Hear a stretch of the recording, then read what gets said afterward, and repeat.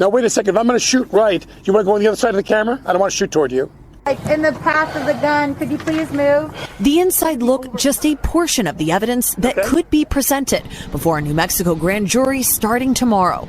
I got nightmares in my head, I fear thoughts build up until I can't hear. My mind fills up into a creature, and it haunts me somewhere much deeper. I got nightmares in my head, I fear thoughts build up until I can't hear. That my mind fills up into a creature, and it haunts me somewhere much deeper. Hello and a warm welcome to True Crime Rocket Science, the most authentic voice in true crime. This is incredible. If true, it's incredible. According to Fox News, New Mexico Special Prosecutors Carrie Morrissey and Jason Lewis, we saw them in the trial of Hannah Gutierrez Reed. They've claimed that Baldwin, who also served as a producer on Rust, may have, quote, released the cherry-picked videos to NBC, and this is likely through a third party with the intention of generating sympathy for the target, end quote. In other words, the allegation is that Baldwin found on-set footage of himself that made him look good, and like he was following protocol, and released this footage, or had someone else release it on his behalf for him in order to influence the grand jury. Now, if this allegation is true, Baldwin's ploy failed because the grand jury voted to indict him regardless. But is it true? Well, take a look at the timing. According to Fox News, the videos were released to the national press on the eve of the grand jury proceeding, and you can actually hear them on NBC saying words to that effect. Why? Well, in an effort to taint the grand jurors and the grand jury process, according to these recently released documents. Counsel for the state is concerned that any recordings of hearings related to the grand jury proceedings will be used to continue to taint the grand jury process by the target, meaning Baldwin, and or his counsel. Now, the thing that I also find fascinating with this is the Ramseys made an apologia movie called JonBenét's America. And I suppose you could argue that they didn't make it, somebody else made it. But you can't argue that it's not apologia.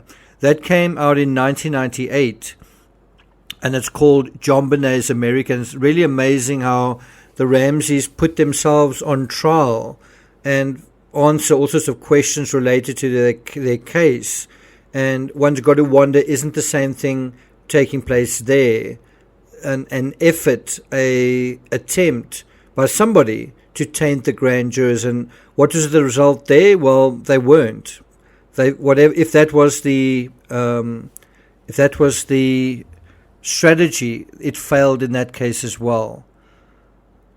What this also shows, in my opinion, is the likelihood that what is said in the media and social media does have an impact. You know, if you are the defendant, then this is something that one can do to try to get jurors on your side, to influence them, to change their minds, to curry favor and sympathy. And this is also why what's happening in the Karen Reed case, as far as I'm concerned, is very concerning. During the Troconis trial, you even saw a juror basically verbally high-fiving prosecutors near an elevator before being booted off the trial. So it is very real. Before we get to the rest of this analysis, if you haven't subscribed to the channel, please do. If you're enjoying this analysis, please like, share, leave a comment. You can also hit the thanks button, and let's get started. Now, according to the video footage, I'll put a link to it in the description. Baldwin can be heard saying, "Wait a second, I'm going to shoot right. Do you mind going to the other side of the camera? I don't want to shoot toward you." And I played that at the beginning of the clip. That's basically a defense right there. You know, what is being released is footage that is going to aid him in his defense. And so if Baldwin is guilty, let's say as guilty as Hannah, the difference may be in his forceful personality, particularly if he takes the stand in his own defense. Baldwin's charisma and likability, at least to some on the jury, may make his suggestions hard to resist. and the solidity of the prosecution's case easier to doubt.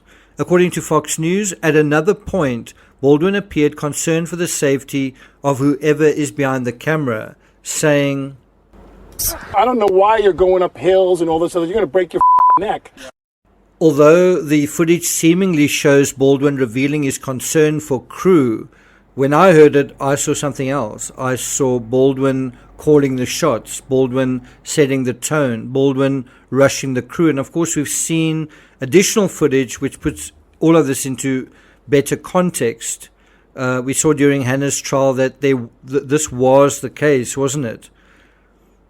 To a large extent. It felt like Baldwin's movie where he wrote or he co-wrote his hero scenes, but it was also Baldwin directing Baldwin more than anyone else. At least that's how it appears from what we've seen so far. The director Joel Souza, you may remember, when he was on the stand, he didn't seem to offer much value during his testimony. Even though he was in the room, he was a direct witness, he was actually wounded by the same bullet himself. He really seemed to minimize all of that during his own testimony. And so one does feel that the prosecution may be dealing with a different order of difficulty when Baldwin takes the stand, when Baldwin is on trial. According to Fox News, Morrissey and Lewis also called into question the quote-unquote same reporter who broke the video story on NBC News and who previously worked for CNN and conducted an on-air interview with the target and his attorney in August 2022, giving him a platform to publicly present his defense that he did not pull the trigger when the gun went off, killing Alina and injuring Joel Souza on October 21, 2021, end quote. Now, I do think that's a reference to Chris Cuomo. We know that Baldwin appeared on Cuomo's YouTube show in August 2022, and that Cuomo was formerly employed as an anchor for CNN. An article from the Daily Mail dated August 2022 states, Alec Baldwin tells Chris Cuomo that the media is out to get him and insists he did not pull the trigger on the arrest sentence. So it's quite interesting how the defendant can use the media, allegedly, possibly, potentially, but when the prosecutors engage with the media, well, then it's all some kind of witch hunt. And so the same article says that the frustrated actor fumes that the only question is who put a live round in a stunt gun. That actually isn't the only question. As we saw in the Hannah trial, there were a lot of other questions. And so Fox News goes on to say, they added that the media plug gave his counsel an opportunity to make a public plea that a criminal prosecution of his client would be unjust. And that's effectively putting pressure on the district attorney's office. I have to say, since I started covering the Rust incident in early December 2021, and I made over 100 videos on this case, it felt to me like a carefully orchestrated campaign, let's say an online campaign, from Baldwin himself to defend himself and plead his case in the court of public opinion. He did so multiple times on Instagram, at this or that film festival, even at the side of the road on one occasion, and through less obvious means. According to Fox News, Baldwin's legal team fired back in a November 21st motion for sanctions against Morrissey and Lewis, claiming the state had pursued a prejudicial media campaign against Baldwin since the beginning of this prosecution. For me, what was astonishing was the silence of the DA's office for months while Baldwin got ahead of the story. Did Baldwin release the video to NBC just before the grand jury? Well, it wouldn't surprise me. This has felt like an influence campaign since that startling interview in December on ABC News when Baldwin said he couldn't wait for the legal process to run its course. Well, going on 3 years later, it appears it is finally catching up to him, doesn't it? The prosecutors aren't pulling any punches. They have also said charges against Baldwin are not being pursued because of his criminal history. His impressive level of arrogance ought to teach him a lesson. The charging decision was based on a case where human life was lost. and the loss of human life necessitated a full and detailed investigation.